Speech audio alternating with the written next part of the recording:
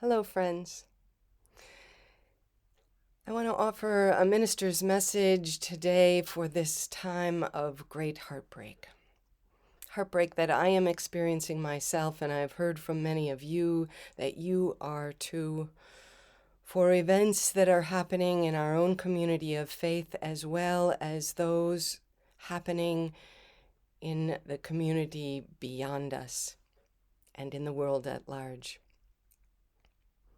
As we have passed through the second anniversary of George Floyd's murder, as we have experienced yet another shooting of school children in Texas this time, and as we continue to feel the impact of the war in Ukraine and so many other causes for heartbreak, I am turning to my spiritual practices to make room for these emotions of sorrow and grief and so much more.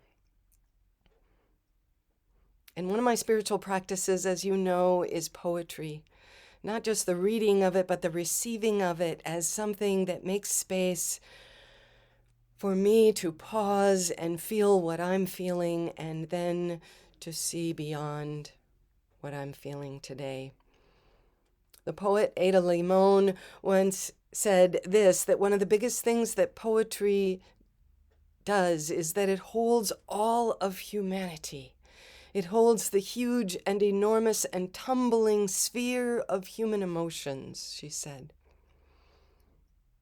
That is what we're all being asked to do right now, is it not? To feel what we're feeling and then also to open ourselves to the feelings of others around us. On some days that feels like an impossible task, because even my broken heart is not broken enough to open as wide as I need to be opened for that experience. So poetry makes room for that. It makes room not only for my own feelings, but for the vision of what can be seen when I lift my eyes to a wider horizon.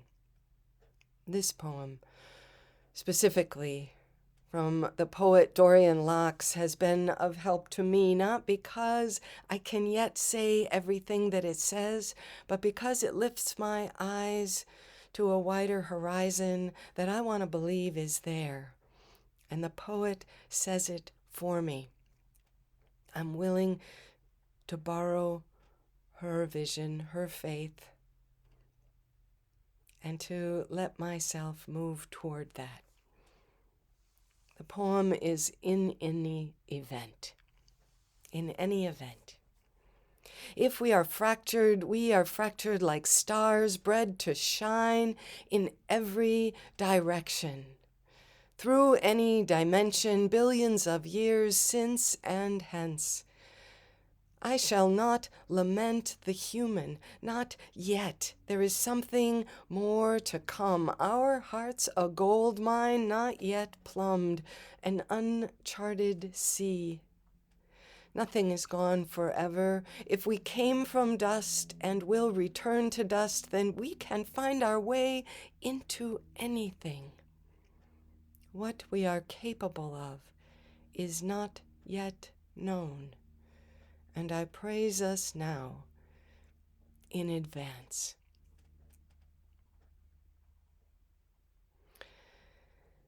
Each time I read that poem now, I realize I am not yet able to praise us now in advance when I am in the depths of my own heartbreak. And yet, it helps me to hear the poet say it. I am still lamenting the human right now, the human brokenness and our failures to one another, our failures to our best aspirations. And yet, I want to lean on the poet's faith that what we are capable of is not yet known, and I do believe that. We can make choices about how we move forward, every one of us, in every form of heartbreak we might be experiencing now. And that is the role of spiritual practices, to help us pause, not only to make room for our feelings and emotions, but also to pause and choose our next steps forward. Not just individually, but significantly, to choose collectively. A wise teacher of mine has reminded me to practice the 3 R's. The 3 R's, as she reminded me, are first, regulate.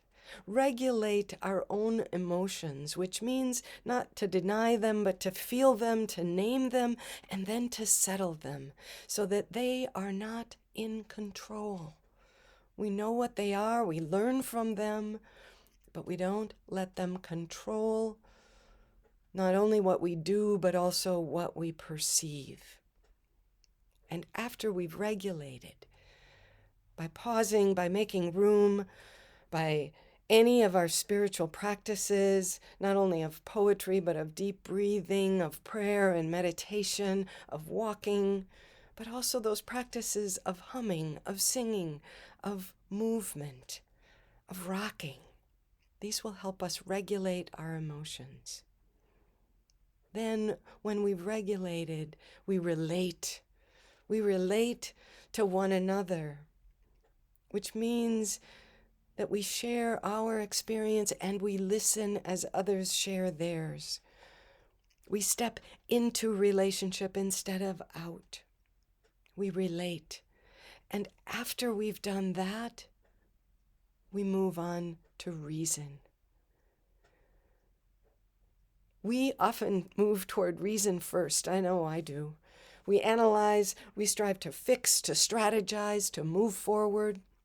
Friends, we are being asked to do these other 2 steps first, and then we will be capable not only of reasoning as individuals, but the most important thing is that we be able to reason together. I invite you to engage your spiritual practices so that you might move through these 3 steps as well, so that we might move together toward that last step of reasoning in relationship, in right relationship, one that is able to listen to one another and then collectively find our way forward, one step at a time. Whatever your spiritual practices are, of poetry or any other practice, lean into that now. And if you want a collective spiritual practice, please come to worship at church. That is what worship does. It gives us a collective spiritual practice where we can regulate together. This time is tumultuous.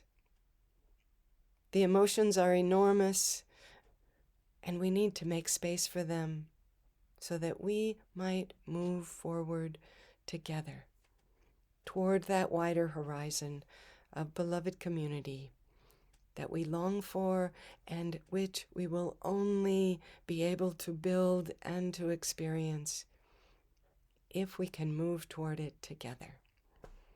Take good care, friends. Be steady, be well, be spacious.